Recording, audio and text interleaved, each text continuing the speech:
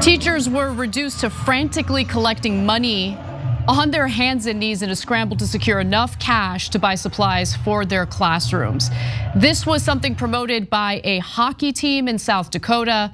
They set this up as a so-called Dash for Cash event along with a mortgage company.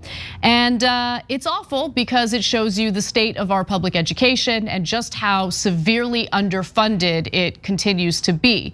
Now, the Dash for Cash is a new addition to the Sioux Falls Stampede hockey team schedule this year that aims to help local teachers fundraise more than $5,000 for their schools. Why not just give them the $5,000? Now, during the first intermission of the December 11th game, 10 teachers competed against each other to grab as much cash as they could on the ice. There were $5,000 $1 bills on the ice, and teachers can keep all the money they grab for their classroom. So just think about it. If you divvy that up among the 10 teachers, we're just talking about $500 per teacher. But again, it really depends on how much cash they're able to grab during this incredibly, in my opinion, humiliating fundraiser. This is not cute. This is not supposed to be entertainment. If you really want to help teachers, if you really want to help to fund education, first off, try to do that on a national and state level where you're gonna get more bang for your buck. But more importantly, do it in a way that doesn't force educators on their hands and knees to collect $1 bills on the ice like that. It's just awful. But it's Hunger Games. We're living in Hunger Games already. Yeah, so I think there's two separate issues here, and both are very problematic. Look, I get wanting to do a promotion. If you just give the teachers $5,000, that doesn't give any incentive for people to show up. But they're trying to do a promotion, and $5,000 is not bad for a minor league team, hockey, etc. But somebody should have thought, do we really want teachers on their hands and knees scrounging for money, $1 bills? Yeah, Hunger Games is a good enough analogy, but given like the pot of money that they're scrambling over, it felt more like Squid Game. Now, nobody died or anything like that, but it's humiliating, and you should have thought that through. But to me, that's the smaller issue. The larger issue is they're trying to get money for their own classrooms. It's not like they're keeping it. It's not for Christmas presents for themselves. It's not a bonus.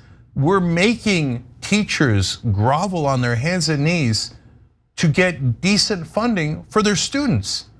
That's not how it's supposed to work. While they grovel on their hands and knees for dollar bills to help provide supplies for their classrooms, private defense contractors are experiencing the same thing, begging on their hands and knees. I mean, they just can't secure the defense funding to line their own pockets with unnecessary, war efforts. Like, it's obviously, I'm being sarcastic. There's never any question about whether or not we fund defense. Never any question about whether year after year that defense budget increases. I think once under the Obama administration, there was a tiny cut, and Obama faced so much criticism for having the audacity to question the hundreds of billions of dollars that gets allocated for private defense contractors every single year. But when it comes to our educators, when it comes to the people that help educate generation after generation of Americans in this country, we just kick them off to the curb. When it comes to the Republican Party, I mean, what do? They just criticize teachers as if they're the heart of every problem in this country. And by the way, let me just remind you, this is during the pandemic where teachers had to really deal with the brunt, the consequences of the pandemic in having to adapt to online teaching, in having to deal with students who have all sorts of mental health issues as a result of the pandemic. I mean, these are people who are constantly neglected and taken advantage of in our system, and it happens in every state. This isn't a red state versus blue state thing. This is about our national priorities and how education always sits at the back burner.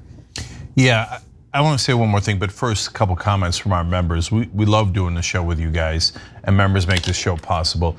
On YouTube, you could hit the join button below. Everybody else, tyt.com/join to be part of the show. So Little Mac McGee, who often writes and says, Squid Games Teachers Edition. And actually, as I read that, I thought, it's funny and it's haunting.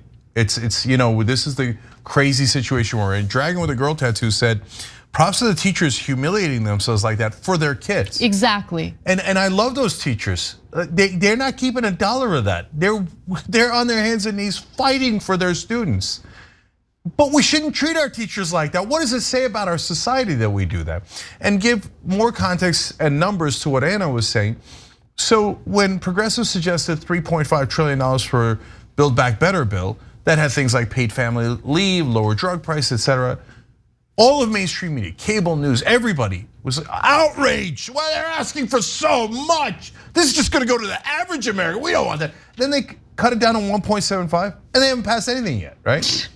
The Pentagon is going to get a minimum of not 3.5, not 0.175.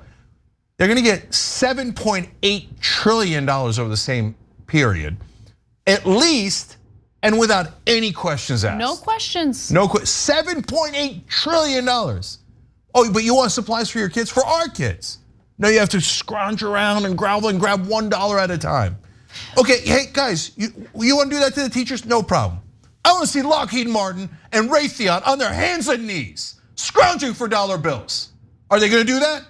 No, they're going to get trillions handed to them. They're going to laugh their ass off. Their executives are going to take home literally billions of dollars, and then they're going to make the teachers get on their hands and knees so they can teach your kids with decency.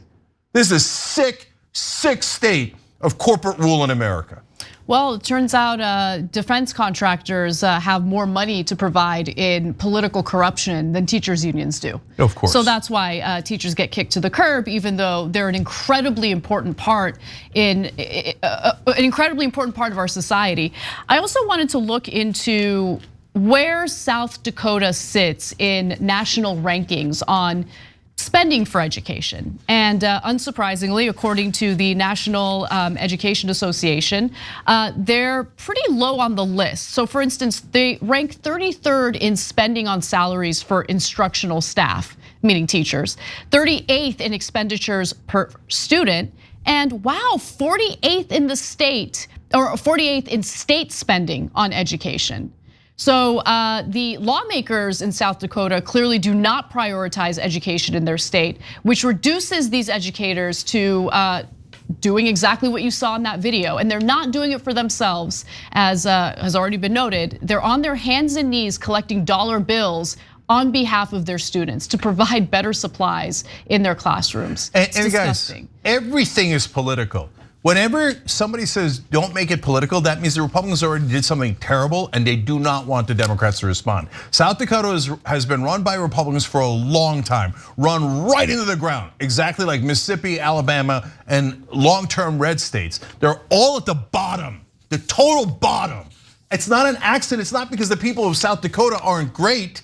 Look at those teachers killing themselves to help their students. They're also from South Dakota. It isn't the population. It's the Republican Party. They say, no, I don't want to give money to teachers. I don't want to give money to schools. But that same South Dakota, again, the people were great, even they're Republican voters. But what did they do? They passed a ballot measure a bunch of years ago saying, we don't like the corruption.